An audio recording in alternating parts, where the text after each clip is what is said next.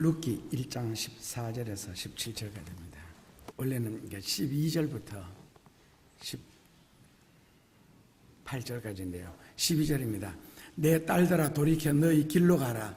나는 늙었으니 남편을 두지 못할지라. 가령 내가 소망이 있다고 말한다든지 오늘 밤에 남편을 두어서 아들을 생산한다 하자. 너희가 어찌 그것을 인하여 그들의 자라기를 기다리겠느냐?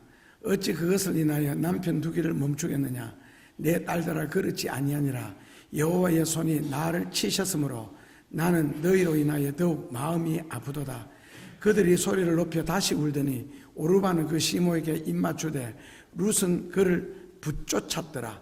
나오미가 또 가로되 보라 너 동서는 그 백성과 그 신에게로 돌아가나니 너도 동서를 따라 가라. 룻이 가로되 나로 어머니를 떠나며 어머니를 따르지 말고 돌아가라. 강권하지 마옵소서. 어머니께서 가시는 곳에 나도 가고 어머니께서 유숙하시는 곳에서 나도 유숙하겠나이다. 어머니의 백성이 나의 백성이 되고 어머니의 하나님이 나의 하나님이 되시리니 어머니께서 죽으시는 곳에 나도 죽어 거기 장사될 것이라. 만일 내가 죽는 일 외에 어머니와 떠나면 여호와께서 내게 벌을 내리시고 더 내리시기를 원하나이다. 나오미가 룻의 자기와 함께 가기로 굳게 결심함을 보고 그에게 말하기를 그치니라. 그 잠언 성경에서는 아버지를 하나님으로 설명하고 있고 어머니는 교회로 설명하고 있습니다. 그러니까 오늘이 어머니 주일인데 어머니 주일입니다. 어버이 주일이 아니고요. 그 아버지는 365일 밖에서 살잖아요. 그래서 항상 집안에서만 수고하는 어머니를 위해서 특별히 미국의 이제 자비스 부인을 통해서 이제 어머니 날이라는 게 제정이 되는데 나중에 법적으로요. 그러니까 해마다 어버이 주일만 되면은 조금 우리나라 국회의원들이 왜 어머니 주일을 어버이 주일로 바꿨을까? 그 바꾼 이유 아세요? 어머니 날이라 그러면은 아버지들이 섭섭하다. 그래서 어버이 주일로 바꾼 거예요. 어머니 아버지 그러면은 아버지야 어머니 뭐 어때가지고 어머니 날도만 그 장인의 날도 있고 남편의 날도 있고 장모의 날도 있고 그리고 어머니 날도 있고 다 있거든요. 있는데 꼭 이렇게 어버이라고 해야 되는지. 그래서 저는 제 성격이 되게 보수적이거든요. 한번 이렇게 옳은 것은 그냥 계속 오라요. 그래서 저는 그냥 어머니 주일로 표현할게요. 근데 이제 어머니 날이 되면은 어머니 그 육신적인 엄마 그리고 뭐 조금 보태어서 아버지까지 생각하는데 아까 우리 그 교동문에서도 보면은 저런 내용이 나오죠. 너 부모를 즐겁게 하면 너 낳은 어머니를 기쁘게 하라. 너 낳은 어머니를 기쁘게 하라. 이제 잠언에 다 나오는 말씀입니다. 그런데 나를 낳아준 어머니가 과연 누구냐는 거예요. 여러분들 낳아준 어머니가. 그러니까 이제 나를 낳아주는 경우에는 크게 세 가지인데 첫째로는 육신적으로 낳아주는 어머니가 계시고 둘째로는 학문, 기술 이 부분으로 낳아주는 선생님이 계시고 셋째로는 영적으로 낳아주는 교회가 있습니다. 그런데 이제 어머니 날이 되거나 어버이 주일이 되면은 육신의 엄마만 부모가 되는가 봐요. 일반 사람들에게는. 실제로 육신의 어머니 물론 중요한 역할을 하죠. 그런데 단순하게 나를 육신을 낳아주고 그 다음에는 세상을 80년에서 100년을 살게 하는 데는 그 어렸을 때 엄마 품 안에 있을 때 몇 년을 제외하고는 실제로 사회라는 것, 이제 물론 특수사회 포함해서요. 군대나 학교나 이 사회 혹은 직장 이런 사회가 우리에게 깨우쳐주고 가르쳐주는 것이 훨씬 더 많습니다. 이제 그 지식의 힘으로 우리는 80년, 100년을 살아가게 되는 거고 그리고 하나님 앞에서는 교회, 영적으로도 거듭나야, 태어나야 천국에 들어가니까요. 그래서 이제 단순하게 육신적으로 낳은 어머니 역할을 귀하지요. 그러나 더 귀한 어머니도 많이 계신다는 겁니다. 그런데 그 잠언 2장에 보면은 내 아들아 아비의 교훈을 잊지 말며 어미의 법을 떠나지 마라. 아비의 교훈과 어미의 법. 그래서 아비의 교훈은 아버지 말씀, 그러니까 성경, 하나님의 말씀을 말하고, 어미의 법이라 그러는 것은 어떤 그 울타리를 말하는데 교회의 법을 떠나지 마라. 그렇게 말씀을 했습니다. 그렇다면 잠언에서, 성경에서 아비의 교훈을 떠나지 말고 어미의 법을 떠나지 말라고 한 이유가 무엇이냐? 그러니까 잠언을 간추리면 간단합니다. 아비의 교훈을 떠나지 마라, 즉 하나님의 말씀을 떠나지 말라고 한 이유는 이 성경을 통해서 크게 세 가지. 첫째로는 너가 하나님을 알게 된다. 둘째로는 인생을 깨닫게 된다. 셋째로는 복을 받으며 장수하게 된다. 잠언의 요약입니다. 그래서 하나님의 말씀을 통하여서 하나님을 알게 되는 거예요.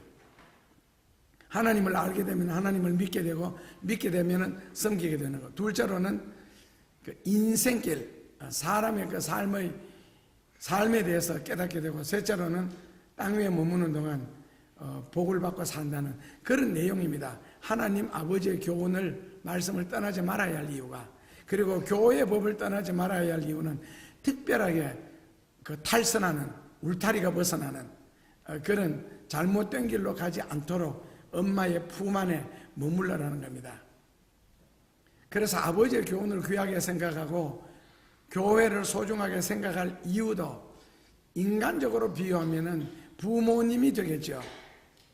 그렇다면 하나님 아버지와 교회를 왜 인간적으로 부모로 성경으로 또 비유했을까 했을 때, 그래도 세상에서 나를 가장 위해주고 나를 가장 사랑해주고 모든 것을 아낌없이 주시는 분이 바로 부모님이기 때문에 그렇습니다. 그래서 교회의 역할이나 하나님의 역할, 그 부모님으로, 그래서 세상에서 제일 잘 속일 수 있는 분도 또 부모님이잖아요. 특히 옛날식으로 하면 어머니, 요즘식으로 하면 아버지라 할까요? 그렇다면 인생을 나보다가 몇 배를 더 살아오셨는데 그 어머니가, 아버지가 과연 모르고 속을까는 것은 물론 아니지요. 그만큼 그 품이 넓다는 겁니다. 아무리 속여도, 아무리 부모님의 것을 가져가도 항상 그 부모의 품이라는 것은 넉넉하기 때문에, 속이면서도 그 속이는 것이 그 품 안에서 다시 소화가 되고 녹여지고, 그 속이는 것까지도 오히려 사랑으로 성화시킬 수 있는 품이기 때문에 그렇습니다. 그래서 끝까지 그 품을 거절하거나 배반한다면은 부모를 대적하는 자식을 광야에서 달아서 까마귀로 하여금 누나를 파먹도록 해라.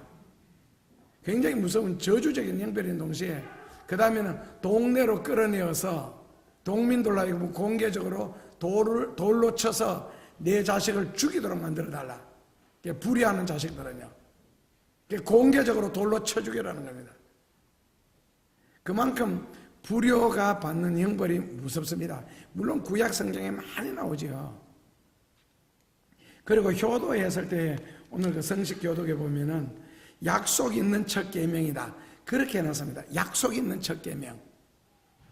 그러니까 성경에 31,109구절이 넘는 그런 수많은 구절 중에서 땅 위에 사는 동안 약속 있는 첫 약속, 약속 안에 모든 것이 들어있는 약속. 물론 그 모든 것은 세상적이고 인간적인 겁니다. 부모님에 대한 사랑이니까요, 효도니까.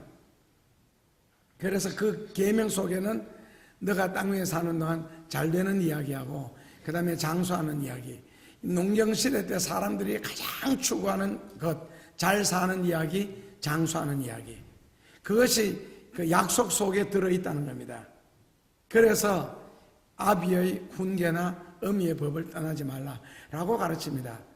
그래서 이 어렸을 때부터 이런 교육을 받아야 그 신앙이 유지가 되고, 그리고 그 신앙이 우리 마음속에서 오랫도록 유지하기 위해서는 잠언 4장 23절에 보면은 마음가짐의 중요성이요. 그러니까 사람들은 마음을 고쳐먹기에 달렸다 그러잖아요. 어떤 식으로 고쳐먹느냐에 따라서 삶의 방향이 완전히 달라집니다. 선한 방향, 좋은 방향, 악한 방향, 못되는 방향. 그래서 오늘 본문에서 말하는 이 나오미, 그러니까 룻기에서 말하는 이 나오미가 인생의 가장 어려운 시점에 지금 처해졌잖아요. 남편 죽고 아들 둘 죽고 그 다음에 있는 재산 다 망했습니다. 그게 룻기 성경 제목이 잘못된 것 같아요. 이거 원래 룻기가 아니고 나오미 이렇게 말 맞는 거 아니에요? 근데 이제 결과가 룻으로 결론을 맺기 때문에 결국 룻기가 되었는데, 근데 나오미가 그런 악조건 속에서도 하나님을 원망하거나 탄식하거나 자포자기를 하지 않습니다. 오히려 자부들을 향하여서 자비를 베푸는 모습을 보죠. 나는 이렇게 망했어도 너희들은 젊은데 망할 수가 없지 않느냐. 그래서 고향으로 돌아가라. 그리고 너희 신들에게로 돌아가라. 이방 여인들이니까요. 오르바하고 이 룻이. 그러면서 혹시 하나님이 내게 은혜를 베푸신다 해서 내가 지금 갑자기 또 시집을 가서 오늘 밤에 임신을 해서 그것도 아들을 낳는다고 가정하자. 그러면 그 아이가 태어나서 자라서 언제 너희들과 다시 결혼을 해서 너희들에게 아이를 낳을 수가 있게 하겠느냐. 이거는 이제 그 당시 풍습입니다. 누가복음에 보면 왜 8형제가 그래 제일 큰 형이 장가를 가서 이제 동생들에게는 형수가 생겼는데 형이 죽잖아요. 그러니까 나머지 7 형제들이 다 그 형수와 결혼 생활을 하게 되거든요. 그 다음에 둘째 형이 다시 그 형수와 살다가 죽고, 셋째 형이 형수와 살다 죽고, 넷째 형이 형수와 살다 죽고, 그 마지막에 남자가 다 죽었다는 거예요. 간 여자로 인해서. 그랬을 때 하늘나라에 가면 누구의 남편이 되느냐. 그게 조금도 이상한 것이 아니고 문화라는 게 참 신기하잖아요. 그러니까 이슬람 같은 경우는 일부 다처다. 그럼 그게 전혀 이상하지를 않잖아요. 그리고 구약 성경 때 일부 다처제 전혀 이상하지 않잖아요. 왜? 문화니까요. 인정해버리면 되니까. 예를 들어서 동남아 쪽으로 가면 실제로 세계 인구 3분의 2, 지금 세계 인구가 70억이 넘었으니까요. 한 45억 이상이 손으로 음식을 다 먹습니다. 그런데 그게 이상 안 하잖아요. 그런데 필리핀에서 우리나라로 시집 온 며느리가 손으로 자꾸 음식을 먹으니까 이게 한국 문화에서는 이게 또 용납되는 게 아니잖아요. 그러니까 젓가락을 가지고 콩을 집도록 만들어서 젓가락질하는 법, 숟가락 이용하도록, 수저 이용하도록 가르치는 거예요. 그래서 몇 년 만에 필리핀에 시집에 친정에 가자마자 바로 손으로 먹으니까. 그런데 그쪽 음식은 손으로 먹을 수 있습니다. 밥에다가 칼이라든지 이런 식으로 먹으니까요. 우리나라처럼 예를 들어서 녹두죽 끓여 먹고 손으로 먹어라. 죽 끓여놓고 이거 손으로 먹을 수 있는 그 음식이 아니잖아요. 이게 이제 문화, 풍습 이런 게 참 무섭거든요. 그래서 성경에는 내가 오늘 밤에 시집 가서 오늘 밤에 남아를 무슨 아이를 임신한다 치고 그 아이가 자라서 그래도 남자 노릇하려고 그러면 최소한도 14살은 넘어야 되는데 그때까지 너희 나이 더하기 14살 그 다음에 그 아이가 다시 너희 둘한테 임신을 시키는 이런 식의 나오미가 쭉 이야기하는 거거든요. 이해가 안 되지만 어쨌든 문화로 이해를 하면 됩니다. 그런데 이 룻이 감동을 받은 것이 남편 죽고 두 아들을 동시에 죽었을 때 그때 얼마나 정신적으로 그리고 하나님에 대한 어떤 내 남편과 내 두 아들도 지켜주지 못한 하나님이잖아요. 그 하나님에 대해서 얼마든지 떠날 수가 있고 얼마든지 원망할 수가 있고 그럼에도 불구하고 나오미가 하나님이 나를 치셨으니 하나님이 나를 저주하셨으니 나는 지금 어려움을 당할 수밖에 없다. 그런데 그 하나님이 나오미에게 끝까지 저주 안 합니다. 나오미가 이게 망한 이유가 있어요. 나오미 원래 굉장히 부자였습니다. 부자였는데 이스라엘에 기근이 들자 내가 이 고향 땅에 계속 살다가는 나의 친인척들이 다 몰려와서 도와달라 할 거 아니에요. 그게 겁이 나니까 지레 짐작을 하고 모든 재산을 팔아서 이사를 가버리는 거예요. 모르는 곳에 가면은 내한테 빌부터 살 식구들이 없어지니까. 그래서 잘 살 줄 알았죠. 그런데 잠언에 보면은요, 너에게 도움을 구하는 자에게 있으면서 내가 없으니까 내일 오느라는 말도 못하게 만들었습니다. 그리고 가난한 자의 부르짖음을 너가 외면한다면 너가 하나님 앞에 부르짖을 때 하나님이 외면하리라. 그래서 이 구제와 선교 부분에 대해서는 성경이 굉장히 심하게 다릅니다. 심지어 나중에 가면은요, 구원 문제까지 너 진짜 예수 믿는 거 맞아? 너 정말 하나님을 믿어? 이렇게 따집니다. 그 다음에 반대로는요, 내가 그런 귀한 일을, 선한 일을 했을 때 하나님으로부터 받을 복도 굉장히 많습니다. 그만큼, 근데 그걸 외면하고 나오미가 도망을 갔으니까 이미 사고방식이나 의식구조 자체가 복받는 행동을 하지 않았잖아요. 당연하게 망하게 되어 있지요. 근데 나중에 자기 고향 땅에서 다시 하나님이 축복해 주셨다라는 말을 듣고 다시 고향으로 돌아옵니다. 그러니까 신앙에 한번 실패했었어도, 인생에 한번 실패했었어도 하나님은 반드시 재기의 기회를 주신다. 오늘 나오미처럼 하나님을 원망하지만 않는다면, 그러니까 너희는 돌아가라는 거예요. 이런 면에서 볼 때 가정의 분위기라는 거 있잖아요. 그 영적인 교회의 분위기. 그냥 나오미가 어렸을 때부터 이런 교육을 잘 받은 것 같아요. 이런 상태에서도 하나님을 원망하거나 부인하지 않는 것을 보면요, 우리는 조그마한 일이 생겨도, 죽을 일도 아닌데 망할 일도 아닌데도 낙심을 하고 포기를 하고, 그래서 싸우는 부모라고 하면, 예를 들어서 주로 남편이 아내를, 우리나라 같으면 한 60%가 폭행을 하고, 그리고 엄마가 남편을 때리는 경우들도 이제 더러더러 파출소에 가보면 많이 옵니다. 남편이 옆에가 와요. 아내도 두들겨 맞고. 그런데 TV에 나와서도 정리는 간증했는데, 아버지가 술을 마실 때마다 어머니를 때리는 것을 보고 그것이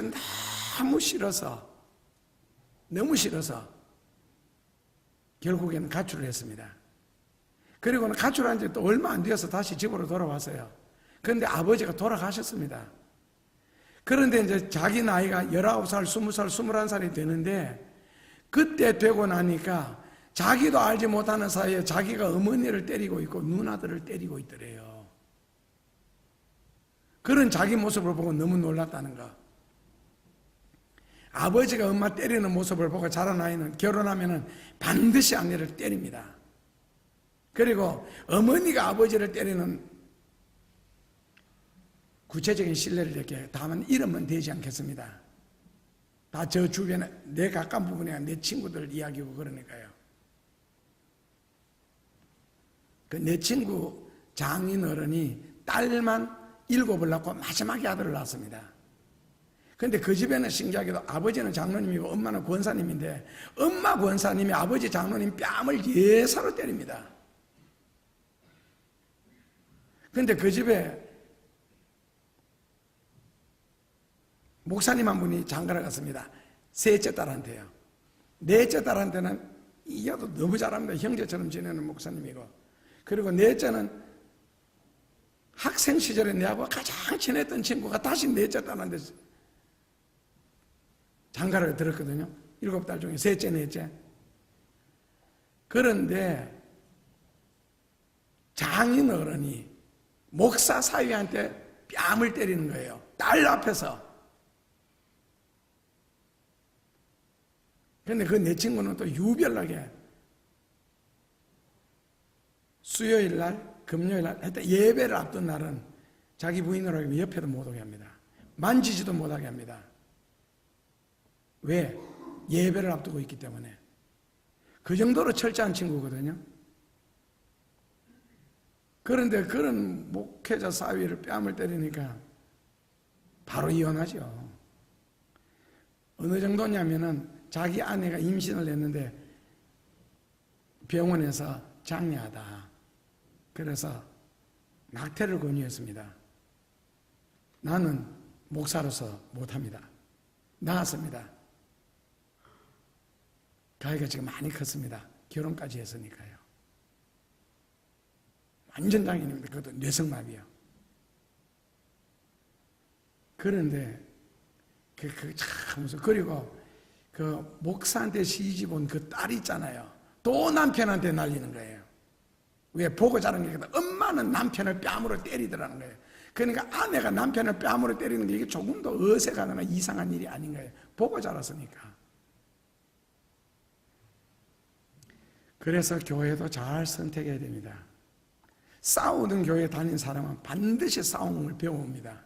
그리고 그걸 비판하면서도 싸우는 교회 다닌 사람들은 모든 사고에서 복음이 빠져 있습니다.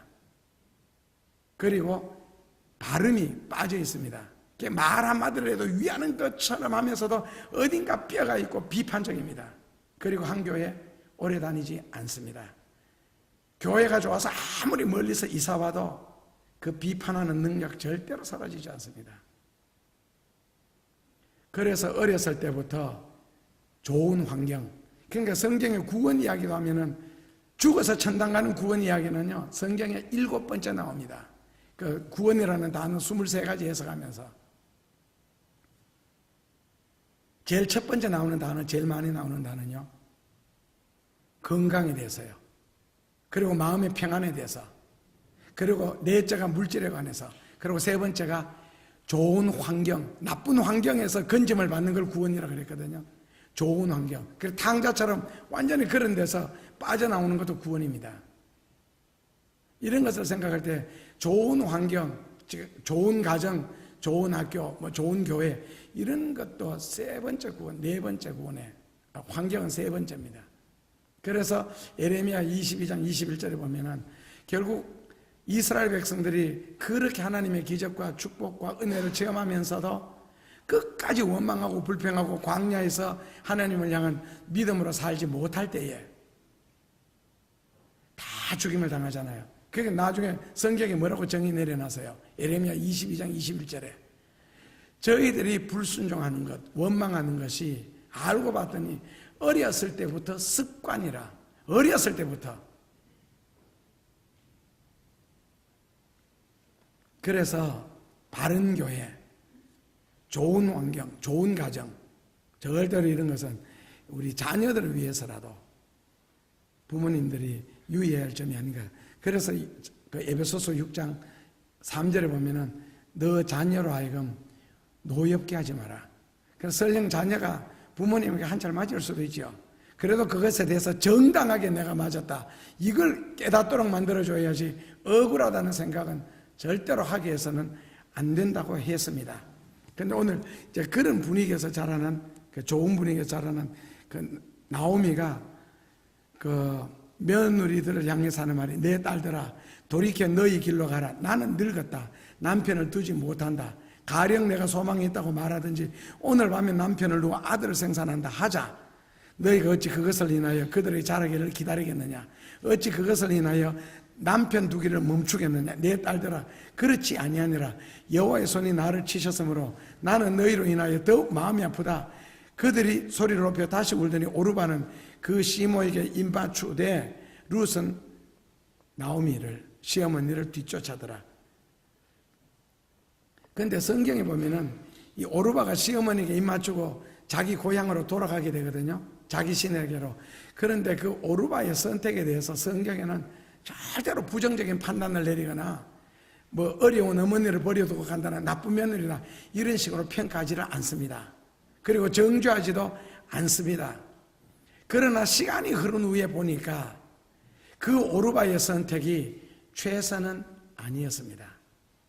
당장 남편의 맛을 봤기 때문에 정욕적으로 그 남자가 그리웠고 고향이 그리웠고 자기가 섬기던 신이 그리웠고요. 그래서 찾아갔습니다.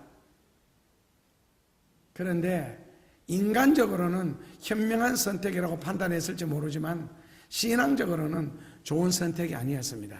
선택할 그때는 아무도 비판하지 않았지만은 시간이 지난 후에 보니까 결국에는 이 롯의 판단이 옳은지 아브라함의 판단이 옳은지 결국에는 다 나오잖아요, 성경에. 롯이 지금은 당장 물이 흐르고 수풀이 많이 우거져 있고 나무가 있는 소돔과 고모라를 향하여 선택해서 결국 자기의 모든 그 가축들을 데리고 종들을 데리고 갔지만은 결론은요, 롯이 가서 사는 곳에 하나님이 축복할 수 있는 것은 아니잖아요. 소돔과 고모라 멸망하는 것을 보면. 그런데 아브라함 같은 경우는 완전히 만물의 상수리 지역 그 황무지 땅을 선택해 가도 그 땅에 나중에 초목이 자라고 그리고 짐승떼를 먹일 수 있는, 왜냐하면은 결국 환경이 얼마나 복받은 곳에 내가 가서 가느냐. 물론 어린이들은 아이들에게 있어서는 이런 환경이 중요하죠. 그런 어른들이 만들어 놓아야 할 부분이니까. 지금 세월에 뭐 자꾸 너무 많이 들으니까 여러분들도 식상하겠지만은 어쨌든 저런 모든 참사들도 어른들이 잘못한 거잖아요. 그런 것을 볼 때에 결국 누가 복을 받았느냐? 아브라함처럼 요셉처럼 하나님이 동행할 수 있고 하나님의 복을 받은 사람은 황무지와 같은 만물의 상수리 땅을 가도 거기에 젖과 꿀이 흐르는 땅으로 변화가 되고, 롯처럼 이미 젖과 꿀이 흐르는 땅도 복을 받지 못한 사람이 가니까 그게 저주의 땅으로 바뀌더라는 거거든요. 그래서 환경을 탓할 수도 있지만 지금 여러분들의 환경이나 직장도요. 그러나 그보다 더 중요한 것은 너가 어디로 가든지 내가 너와 함께함으로, 이건 여호수아 1장에도 나오고 열왕기상 2장에도 나오고 성경에 굉장히 많은 이야기예요. 내가 너와 함께하겠다는.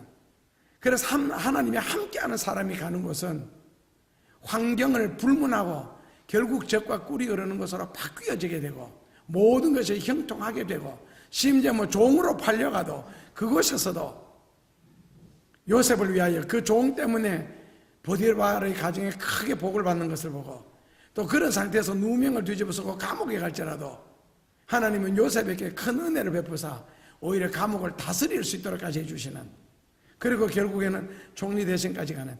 결국 뭐냐면은 내가 정말 복받은 사람이냐, 은혜 받은 사람이냐, 하나님이 과연 나와 동행할 수 있겠느냐, 하나님이 나와 동행하도록 내가 생각하고 내가 행동을 하고 있느냐, 그게 되게 중요한 겁니다. 내가 지금 하는 행동이, 내가 지금 전화기를 들고 하는 말이 이게 하나님이 기뻐하시겠느냐. 그래야 무엇을 하든지 어디를 가든지 형통할 수가 있습니다. 오늘 루스의 행동은요, 어머니를 붙쫓았더라, 그를 붙쫓았더라 그랬습니다. 붙쫓다, 우리가 잘 안 쓰는 단어인데요, 어머니를 붙쫓았더라. 원어 그대로 해석을 하면요, 두 개의 물체가 딱 달라붙어 있는 상태. 창세기 2장 24절씩으로 하면은 남편과 아내가 붙어 있는 상태, 그것을 붙쫓는다는 단어를 씁니다. 욥기 19장 20절에 보면은요, 피부와 살이 붙어 있는 상태, 너무 말라가지고. 시편 102편 5절에 보면요, 살이 뼈에 붙어 있는 상태, 그러니까 절대로 나눌 수 없는 상태, 살과 뼈를 발라내기 전에는 분리되지 않는 정도의 수준, 이것을 룻이 지금 나오미 시어머니에게 하는 이야기입니다. 그러니까 시어머니와 운명을 함께 하겠다는 굉장한 강한 의지의 그 생생한 표현이죠.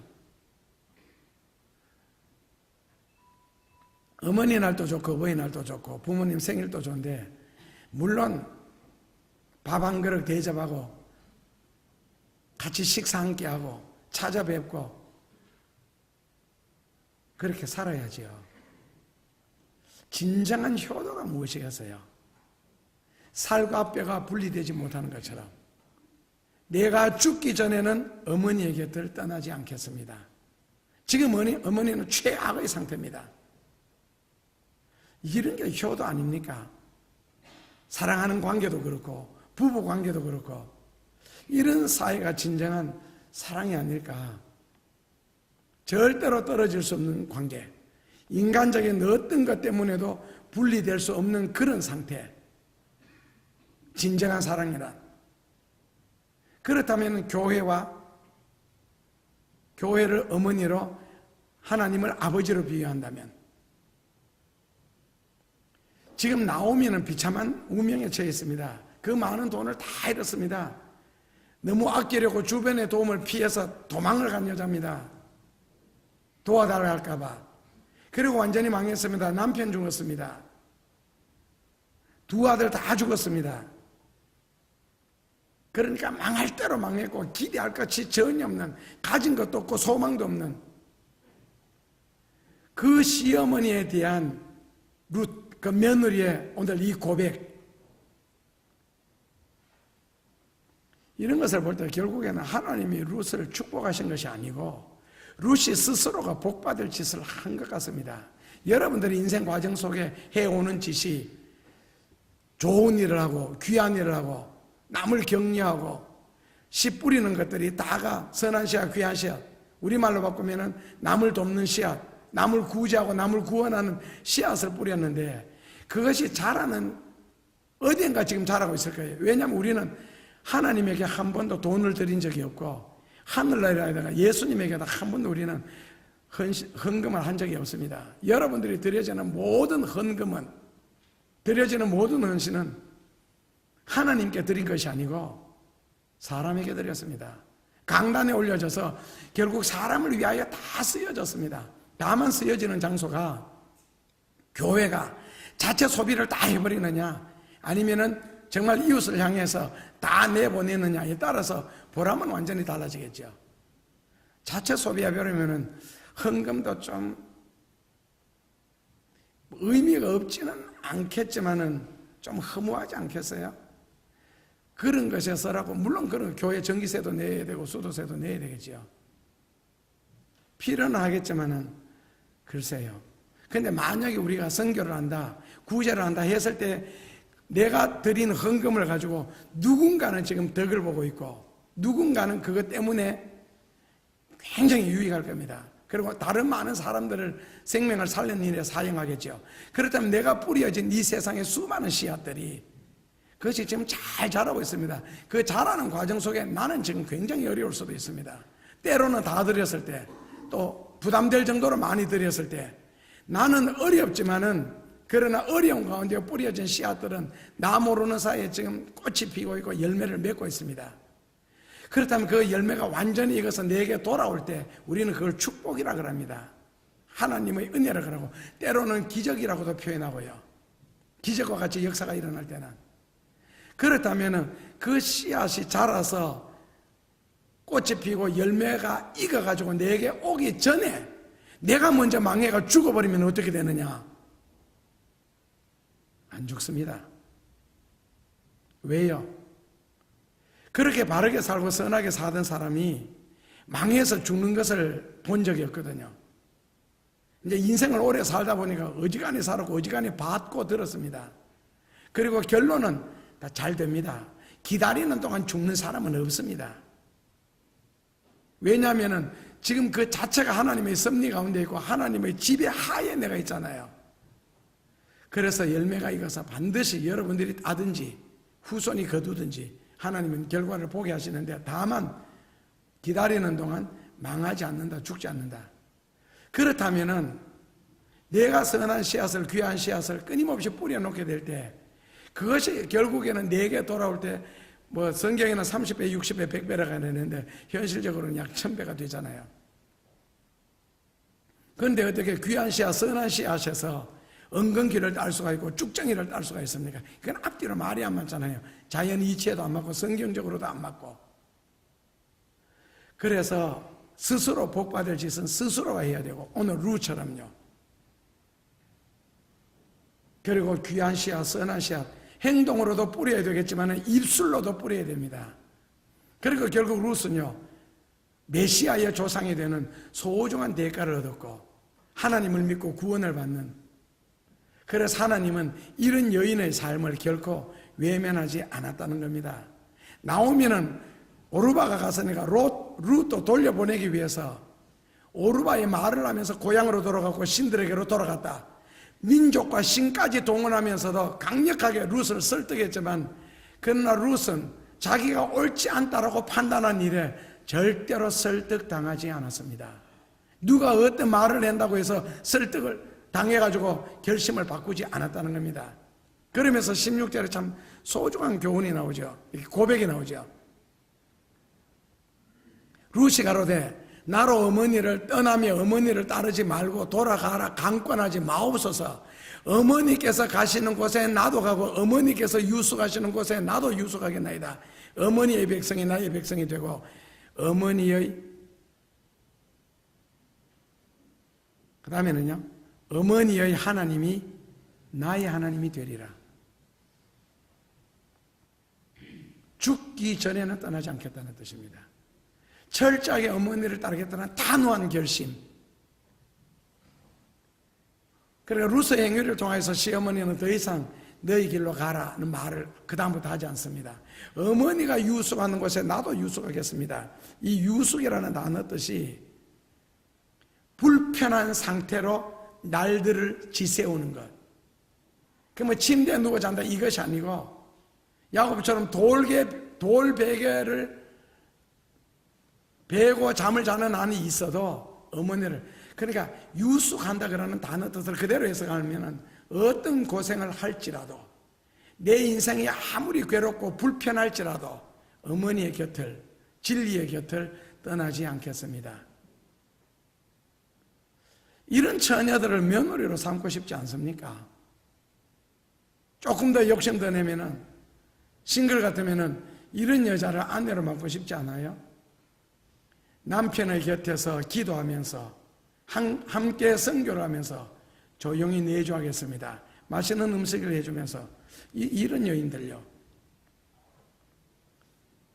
요즘 근래 와서 주례를 몇 차례 하면서 스스로 고백을 하게 했더니 한결같이 우리 교회 처녀들에게 장가가는 녀석들은 복받은 녀석들이다. 그런 교육을 받은. 이것이 인간의 도리고 어떤 면에서는 의리고 하나님을 향한 진정한 믿음이 아니겠느냐. 은혜를 받고서도 너무 쉽게 변심하고 크게 도움을 받고서도 돌아서는 사람들의 어떤 뒷모습을 볼 때에 오늘 루스 행위를 통해서 이 병들어가는 이 시대 인간들의 정서를 한 번 정도는 돌아보게 하는 복된 말씀이라고 생각합니다. 매스컴을 통해서 여러분들이 더 잘 아시죠? 보험금 때문에 아내가 남편을, 남편이 아내를 서로가 사람을 시켜 죽여달라. 그래서 지방에서 어떤 남자는 집차에다가 쇠막대기를 길게 해서 바깥에 그리고 남편의 차를 몰고 가다가 당신 조금만 걸어가면은 내가 하고 볼일 보고 따라갈 테니까 내려서 걸어가라고. 그리고는 그 집차를 뒤따라오도록 만들어서 세게 달려서 그 쇠파이프가 자기 부인 허리를 치고 감으로써 허리를 잘라라고. 그런 경우. 안 그러면 뭐 독을 넣어가지고 자식에게 남편 아버지 먹이도록 해서 죽이려고 하는 그런. 그리고 할머니가 고등학교 다니는 친손자에게 너무 밤늦게 들어오니까 너무 밤늦게 다니지 마라 위험하다. 그 잔소리했다고 할머니를 칼로 수십 군데를 찔러서 죽일 수가 있어요. 고등학생인데. 할머니가 그 정도 잔소리는 할 수 있잖아요. 그것도 위에서 하는 소리인데 위험할까봐 그랬다라고까지 톡까지 붙였는데도 할머니가 내가 그 정도도 손자에게 말 못합니까? 그렇다고 칼로 찔러 죽여요? 그것도 수십 군데나?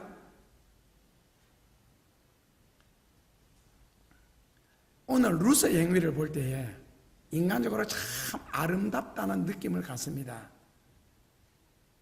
결국 하나님은 오늘 루스의 행위를 통하여 하나님을 향한 신앙심, 교회를 향한 신앙심을 설명하고 있습니다. 인간적으로는 전혀 기대할 것도 볼품도 가진 것도 받을 것도 전혀 없는 늙은 시어머니, 그것을 떠나지 않겠다고 죽기 전에는 내가 어떤 고생을 할지라도 내가 돈을 벌어서라도 어머니를 살리겠습니다. 그러니까 나중에는 이삭 주스로 가잖아요. 효도라 그러는 것은 나를 낳아준 부모에게 용돈 드리는 것만이 아니라는 겁니다. 자, 아버지 나를 낳으시고 어머니는 아프셔서 나를 낳으셨습니다. 키웠습니다. 그것이 그렇게 중요합니까? 그렇게 그래서 1년에 몇 번씩은 날을 정해놓고 찾아가시잖아요. 그렇다면 예수님은 죽음으로써 우리를 낳으셨습니다. 나를 낳기 위해서 예수님은 죽으셨다고. 그냥 죽으신 것이 아니고 가진 모독과 고난과 고통을 다 겪으시는, 그러니까 죽을 수밖에 없도록까지 몰려가서 결국에는 성경적으로는 몸에 피 한 방울까지 다 빠져나오니까 죽을 수밖에 없는, 그리고는 나를 낳으셨잖아요. 혹시 예수님의 사랑에 대해서 감격해 보신 적이 있습니까? 그분의 은혜에 대해서 뜨거운 눈물을 흘려본 적이 있습니까? 떠나지 않겠다. 이게 효도 아닙니까? 신앙심이라면은 더 높은 어머니가 계시고 더 귀한 아버지가 계신다는 것. 그래서 내가 하는 모든 말들과 행동에 대해서 하나님이 너 지금 참 잘하고 있다. 그러나 하나님이 절대로 뭐 잔소리를 하시거나 간섭 안 하시면서도 너 뜻대로 해라. 내가 너의 응원자가 되어줄게. 스폰서가 되어줄게. 하나님이 나를 믿고 마음껏 역사하실 수 있는. 오르반은 육신의 정욕을 쫓아 고향으로 갔습니다. 변덕을 부렸죠. 룻은 그 모든 것을 포기하고 오직 시어머니에게 효도하기로 결심했습니다. 돌아간다라는 말은요, 참 나쁜 말입니다. 돌아온다는 말은요, 참 귀한 말이고요. 아브라함이 만약에 갈 때 우르로 돌아갔더라면, 이스라엘 백성들이 이집트로 돌아갔다면, 여러분들이 불신생활로 돌아간다면 과거로의 회개하는 것 있잖아요. 성경에 금한 것 중에 하나지요. 어떤 핑계를 대서라도 하나님이 절대로 용납하지도 않고 이해하지도 않는 부분이요. 그래서 룻은 스스로 복받을 짓을 했기 때문에 하나님이 보시기에도 아름다운 사랑 받을 짓을 했습니다. 결국 오늘 이 룻의 단호한 결심과 의지가 시어머니만 감동시킨 것이 아니고 하나님을 감동시켰잖아요.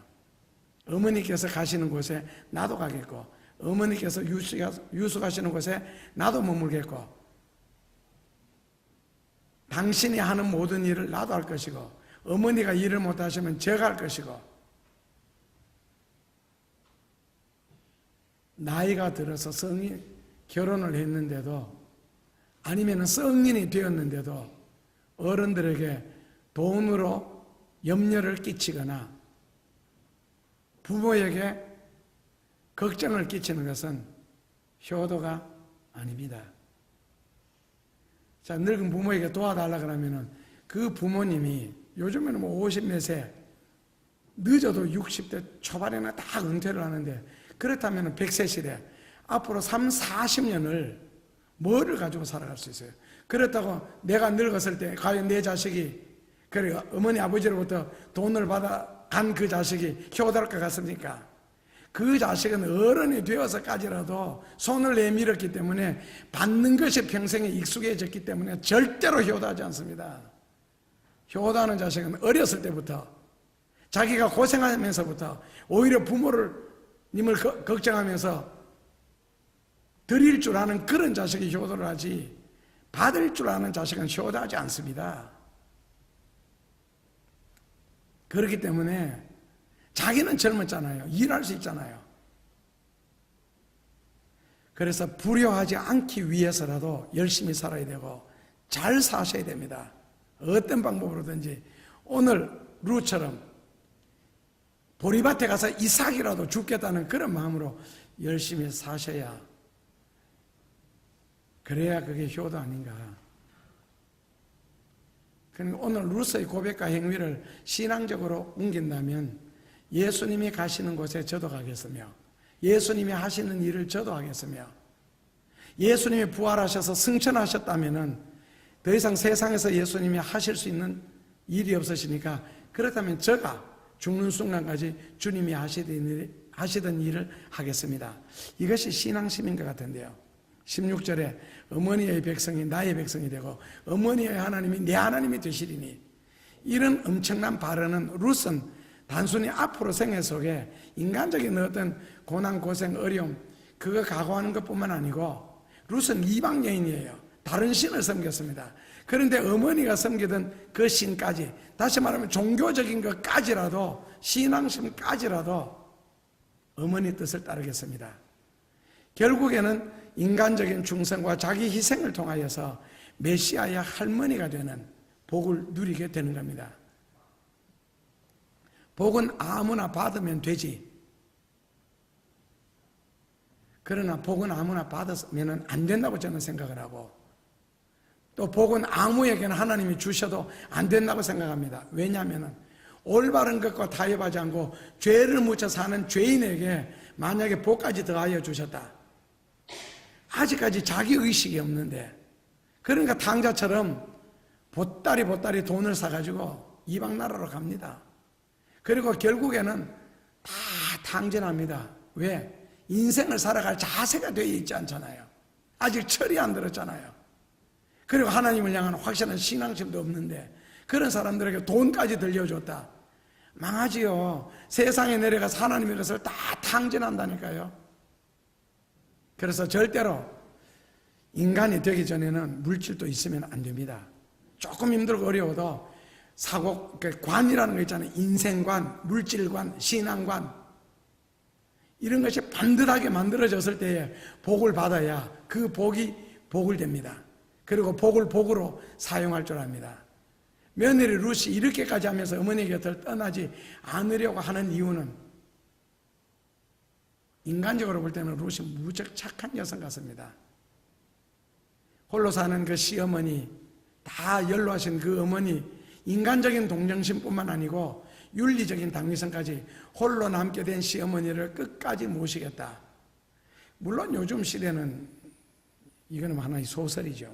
낱말 그대로 성경에나 나오는 이야기고, 이런 식으로 사는 것은 지금 40대까지 볼 때에 과연 있겠나? 있겠지요. 가뭄에 콩나듯이. 그런데 결국에는 50대 중후반 아니면 우리 세대가 효도의 마지막 세대예요. 지금 젊은이들 효도 안 합니다. 그러니까 요즘 부모님들도 지혜로우니까 야야 너희들이나 잘 살아라. 너희들이나 잘 살아라. 상관 않겠다는 거예요. 그러니까 이제 성경에서 진리에서 윤리에서 상당하게 이탈되고 사는 시대지요. 그런데 이런 시대 때 오늘 룻과 같은 이런 여인이 있다면은, 이런 아들이 있다면은 참 축복이죠. 그런데 나오미가 자기가 어려울 때, 이럴 때에 하나님을 향해서 원망했거나 포기했더라면은, 내 남편도 못 지켜주고 내 두 아들조차도 못 지켜주는 그런 셈을 내가 믿겠는, 만약에 이런 식으로 탄식했더라면은 룻이 과연 어머니의 감동을 받고 이렇게 끝까지 따르겠다는 결심을 했겠나? 나오미는 물론 탄식할 수도 있고 자피할 수도 있고 원망할 수도 있습니다. 그러나 굳건한 믿음이 결국 룻으로 하여금 감동 감화를 받도록 만들었던 거거든요. 그래서 사람들을 감동시킬 수 있는 것은 바로 이런 식의 어떤 변함없는 하나님을 향한 신앙생활이 있잖아요. 이것이 가장 강력한 전도가 될 수 있지 않겠나.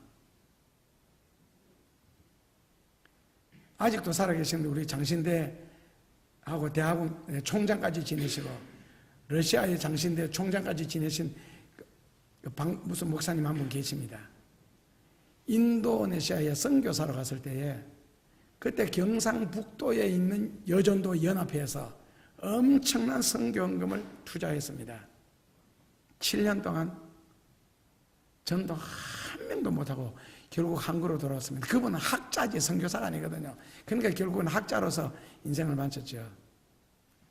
그런데 그분이 인도에 7년 동안 딱 한 명 전도했습니다. 누군지 아시겠죠? 누가 전도됐을 것 같아요? 딱 한 명. 식모. 한 집에서 7년 동안 살았으니까.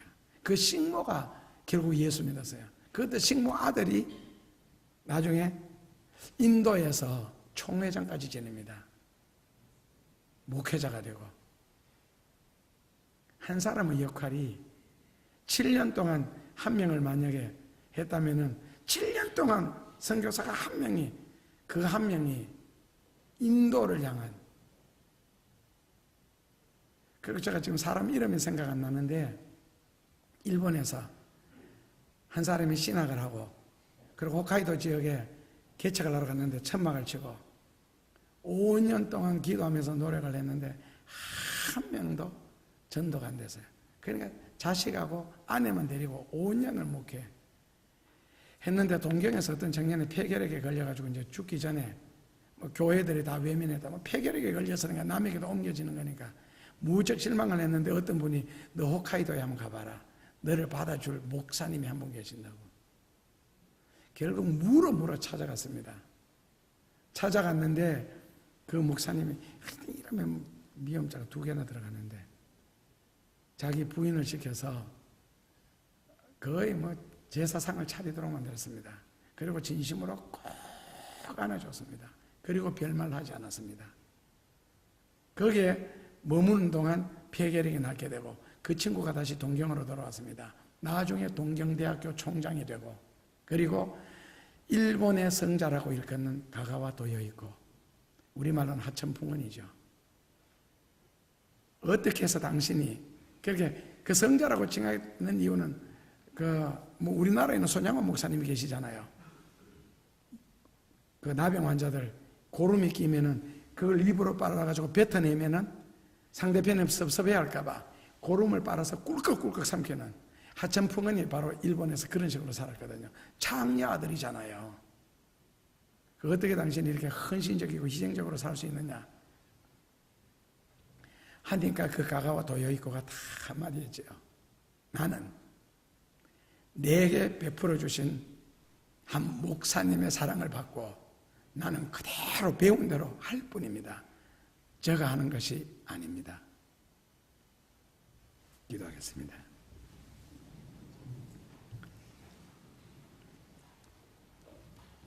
예수님, 룻을 통하여 자신을 돌아보게 하시니 감사합니다.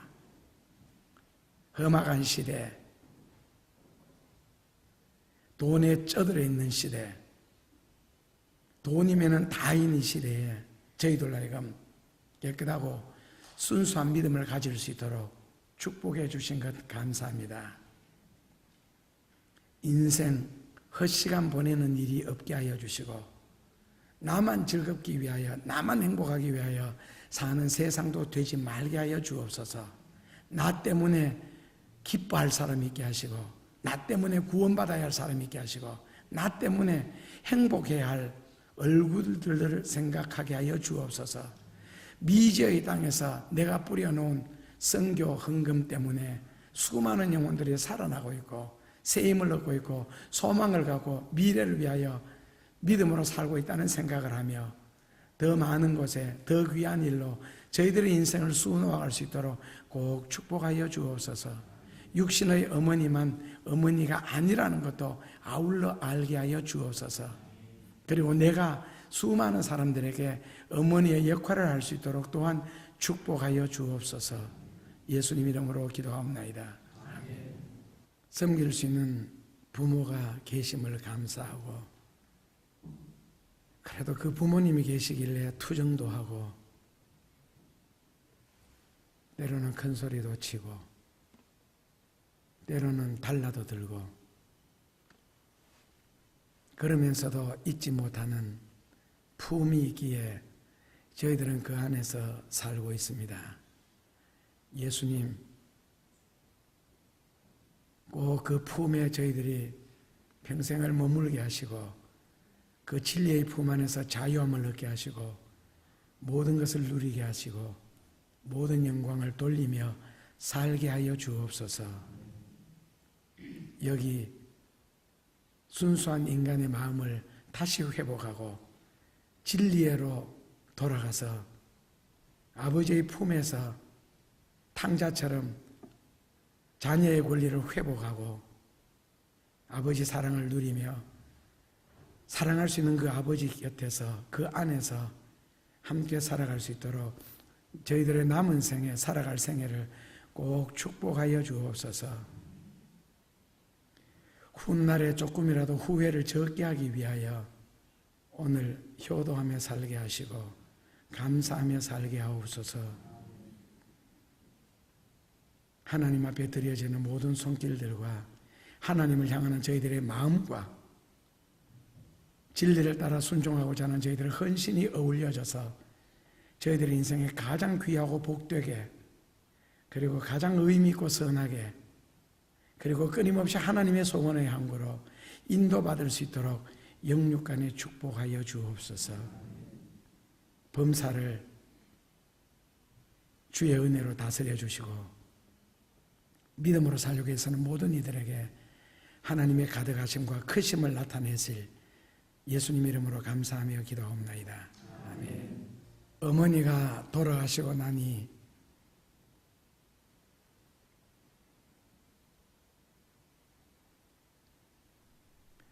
지금 많이 후회됩니다.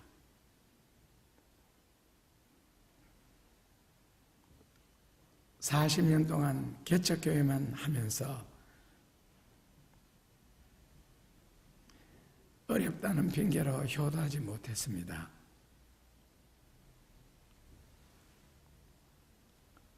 하나님, 이렇게 살다가 나중에 하나님 앞에 갔을 때에 세상에 머무는 동안 하나님을 위해서 더 효도하지 못했고 더 섬기지 못한 것을 최소한의 후회를 줄이기 위해서 신앙생활을, 인생을 열심히 살게 하소서. 그리고 하나님이 베풀어 주시는 그 축복과 은혜로서 이 땅 위에 나를 기다리는 수많은 사람들에게 선한 눈으로 손을 펼 수 있도록 꼭 축복하여 주옵소서.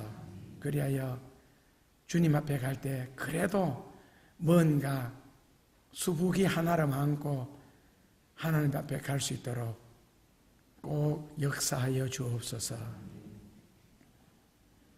처음 나온 이들의 발걸음들이 있습니다. 예수님, 일일이 기억하소서. 이혁, 박경남 형제 자매들의 부부입니다. 이들의 삶 속에도 하나님의 구체적인 개입과 하나님의 축복이 꼭 깃들게 하여 주옵소서. 진리의 반열에서 하나님의 협력자가 되어 이 세상에서 더 복된 일로 쓰여질 수 있도록 역사하여 주시고 저희들의 손발걸음에 주님의 향례가 배어나게 하여 주옵소서. 여기 믿음으로 살려고 애쓰는 이들이 모였습니다. 주의 말씀에 순종하며 하나님의 진리를 가슴에 담고 평생을 주의 이름의 영광을 위하여 살고자 저희들이 모였습니다. 예수님, 기억하소서. 한 사람 한 가정을 축복하소서.